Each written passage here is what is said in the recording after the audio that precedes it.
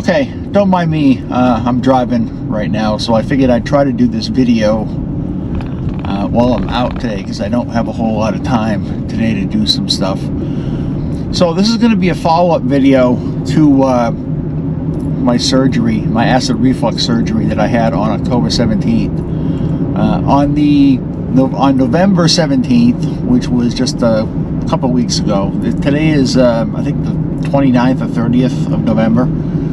On the 17th, I had an appointment with my surgeon, which would have been the 1 month after my surgery.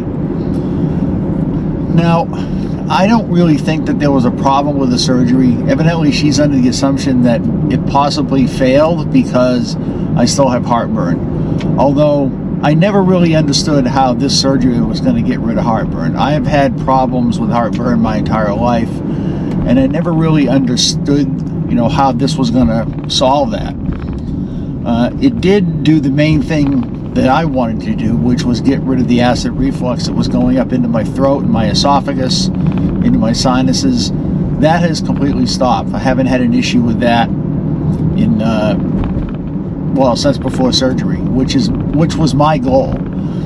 So if you're just listening to this video and you just joined it, on October 17th, I had hiatal hernia repair surgery with Nissen fundoplication. So I'll just do a quick recap on what that is. The hiatal hernia surgery is where a portion of your stomach comes through your diaphragm and allows your gastric juices in your stomach to go up into your throat, and that's part of the acid reflux. The Nissen fundoplication is where they take the top part of your stomach and they wrap it around your esophagus and stitch it so that way that will never flow back up there again.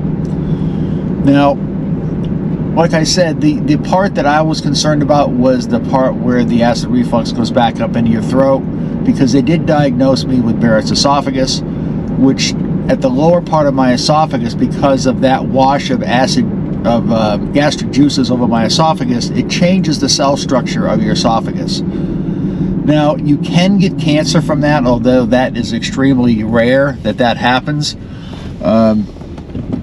My father did pass away about 15 years ago from esophageal cancer. So, and I can remember growing up, he always carried a pack of Tums with him everywhere we went. So I'm assuming he probably had acid reflux. I don't know if he had a hiatal hernia. I never really asked him about that. I never really knew a whole lot about acid reflux until I had, an endoscope. Now, I'll try to answer a couple questions that people ask me. One person asked me about the hospital and the surgeon that I went to. I don't really feel comfortable in saying who that is. I never had an issue with my surgeon or the hospital, but who knows what can come of these videos if you start mentioning those people's names. I will say that my surgeon was fantastic, and for those of you who don't know, last year in June I had lung cancer surgery by that same surgeon. So she's kind of the expert in robotic laparoscopic surgery. I didn't know she did this hiatal hernia surgery until I went to see a gastroenterologist, which leads up to that same question. If you're going to get this surgery, the first thing you need to get is an endoscope, because they have to identify that you have a hiatal hernia. You can tell that on a CAT scan,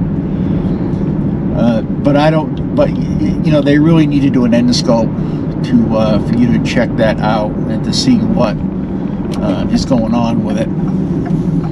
So sorry if I'm delaying a little bit, but I'm driving and I'm taking turns and everything. So this is really the first time I've done a video while I've been driving, so I got to kind of pay attention to what's going on. The second question somebody asked me was, did I have a hard time swallowing?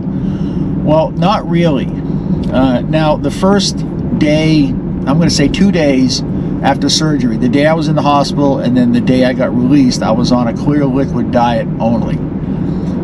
The week after that, I was on just liquid. Anything you could put in a blender, Anything you could drink, you could have as a liquid.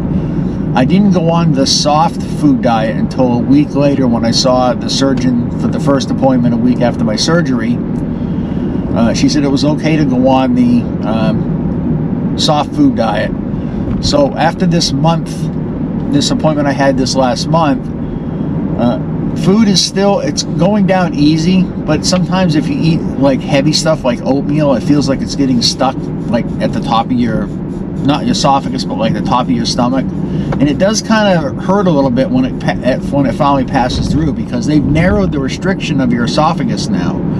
Now, when you had the surgery, they stuck a tube down your throat and stitched around that tube so they wouldn't close it off completely. And of course, then they take the tube out. But so it does narrow your esophagus a little bit. That's why you have to go on that soft food diet for 8 weeks. Now, my surgeon told me I won't be meeting her again because my next appointment would be December 17th. That would be the 8th week.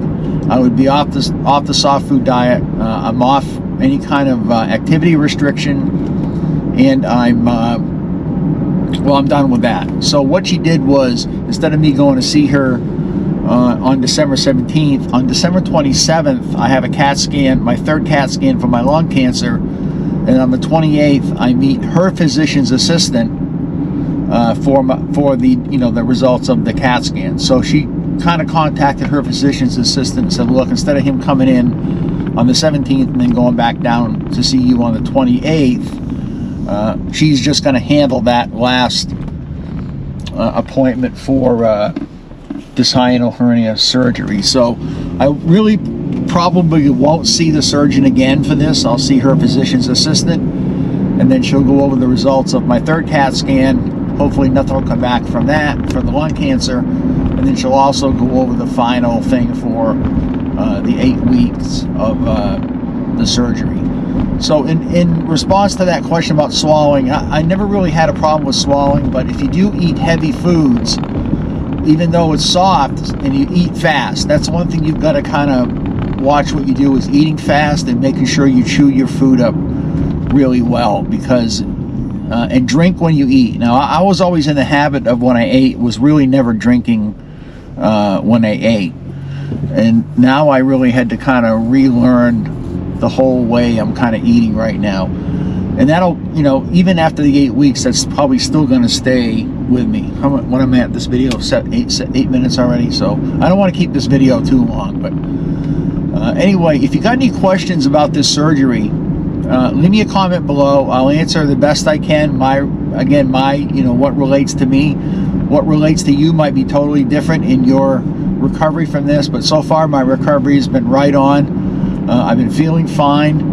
The only downside is that I'm still on the famotidine for heartburn, and that's when the surgeon said that she originally told me that I think 20% of the people stay on the medication, so I guess I fall into that 20%. That's really not a problem for me because I don't really have heartburn when I'm on famotidine. In fact, I'm at CVS right now picking up a prescription for that. They did cut my dosage down from 40 milligrams twice a day to 20 milligrams twice a day. So we'll have to see how that works with everything. Again, don't forget to subscribe. I'm going to do another video on this on my final appointment with the physician's assistant for my cancer surgery, and she'll go over the last details of this surgery from her. So don't forget to like and subscribe to my channel. Again, leave me some comments below if you got any questions at all on this type of surgery, if you're thinking about going into it. The best advice I can give you is to find a good gastroenterologist to get your endoscope done, and that way they can identify if you have a hiatal hernia or you have Barrett's esophagus. They can tell you that in both things. Now, they did do a biopsy, which came back negative when I had this surgery done. So there was no cancer. There was nothing, going on with that. That's just standard procedure, I guess. They do a biopsy. So nothing came back with that. Nothing came back with the endoscope, except that they did identify the hiatal hernia. Now, one more thing I wanted to point out was when I go for my CAT scan in December, that's going to show the surgery because my surgeon said the CAT scan goes from like where my liver is all the way up to the top of my the top of my throat. So that'll show the surgery that they did in there, and they'll be able to take a good look at that and see how that is. So anyway, I'm here at CVS to pick up my prescriptions. Thanks for watching. Again, if you got any questions or any comments, leave me that below, and I'll answer them. Thanks for watching, and I'll see you in the next video.